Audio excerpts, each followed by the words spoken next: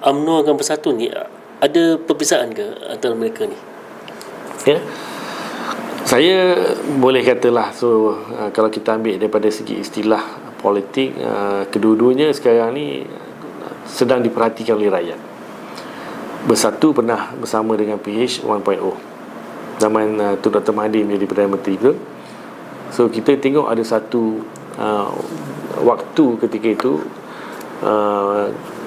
kebangkitan orang-orang Melayu Islam yang begitu marah kepada Parti Bersatu, sehingga kita membuat himpunan Ummah 8 bulan Disember, tak salah saya 20 ataupun 2019 ketika itu, yang mana kerajaan ketika itu untuk membuat ratifikasi ISET dan juga Statut Rom.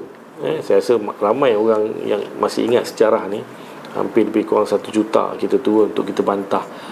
Dan yang agak sedih dan kecewanya ketika itu, walaupun Perdana Menteri ketika itu daripada Parti Bersatu diam, menikus, tak ada apa pun.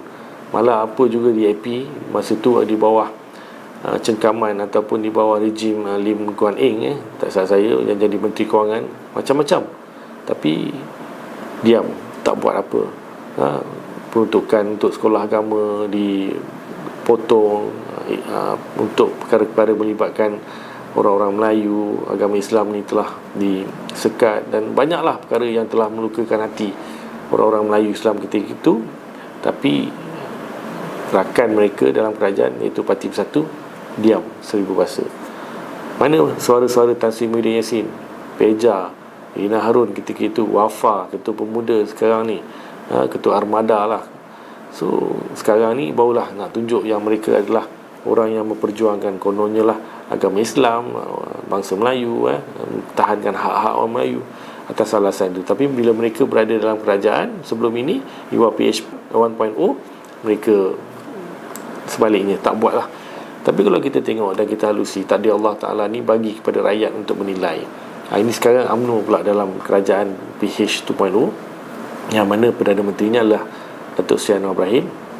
Kita tengok daripada sepanjang setahun, hampir setahun lebih ni, selepas kita menjadi sebahagian daripada kerajaan, UMNO di bawah Yang Amat Berhormat Presiden Datuk Seri Zahid konsisten kita mempertahankan hak-hak orang Melayu. Pada awalnya kalau kita ingat, isu tentang untuk membuat pemilihan PBT, so kita bangkit, kita bangun, kita bantah. Saya sendiri dalam banyak segmen ataupun banyak forum saya mengatakan saya tak setuju dengan cadangan daripada DAP Wilayah Persekutuan, iaitu YB Tan Kok Wai. So benda-benda macam ni kita pertahankan. Dan lepas itu datang pula Datuk Ngah Kuham, ahli parlimen beruas saya, yang mencadangkan supaya pakar bukan Islam untuk duduk bincang tentang macam mana nak memperkasakan undang-undang Islam yang dipengerusikan oleh Sultan Selangor. Kita bantah. Dan yang terkini kalau kita tengok cadangan daripada YB Menteri, seperti mana yang saya kata tadi, Ngah Komeng yang nakkan jadikan sekolah kampung-kampung Cina baru ni, ataupun kampung-kampung baru Cina ni dijadikan sebagai tapak warisan UNESCO. Dan kita bantah. So kita konsisten, kita bantah. Walaupun kita dalam kerajaan, tapi kita konsisten, kita bantah. Sebab kita memegang kepada 4 trust yang telah dipersetujui. Apabila kita menandatangan dokumen ataupun persetujuan untuk bersama menjadi kerajaan dengan PH, inilah sebenarnya 4. Dan kita pegang, kita uphold benda ni untuk kita jadikan sebagai kita punya panduan dan pedoman. Dan kita tak akan menggadaikan seinci pun kita punya prinsip untuk kita memperlekeh dan memperjudikan nasib orang-orang Melayu dan juga Islam.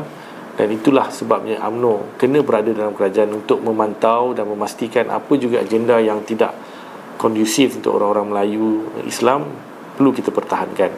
So pandangan saya, itulah bezanya UMNO dan Bersatu. Kedua-duanya pernah berada dan kami sedang berada dalam kerajaan. Kami menggunakan kuasa politik kami untuk memastikan apa juga tentang untuk mementarbatkan agenda orang Melayu Islam, kita akan laksanakan.